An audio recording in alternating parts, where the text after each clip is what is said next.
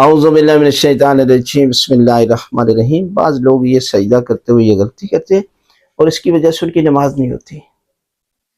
اب دیکھیں سجود یہ جو ہے ارکان نماز میں ہے، ایک ہوتا ہے واجبات نماز، ایک ہوتا ہے ارکان نماز۔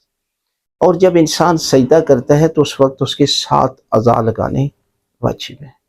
اس میں پہلے پیشانی ہے، دونوں ہتھیلیاں، دونوں گھٹنے اور دونوں پاؤں کے انگوٹھے ہیں۔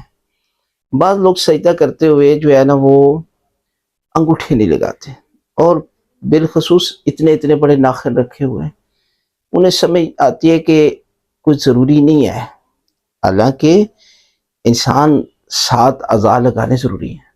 اگر نہیں لگاتے تو آپ کا سجدہ ہی مکمل نہیں ہوا۔ جب سجدہ مکمل نہیں ہے نماز کیسے مکمل ہے؟ اور اسی طرح بعض لوگ جو ہے وہ چٹائی وغیرہ پر جیسے کہ قالین وغیرہ پر سجدہ کر دیتے ہیں، حالانکہ وہاں بھی سجدہ نہیں ہوتا۔ سجدہ ہمیشہ کھانے والی اور پہننے والی چیزوں پر نہیں ہو سکتا، یہ ایک اصولاً قانون ہے۔ اب لوگ جو ہے وہ سوال کرتے ہیں، مختلف جگہ پر جاتے ہیں تو ہماری مجبوری ہے۔ دیکھیں ایک ہوتا ہے تقیہ کی حالت میں کرنا، ایک ہوتا ہے عام حالت میں۔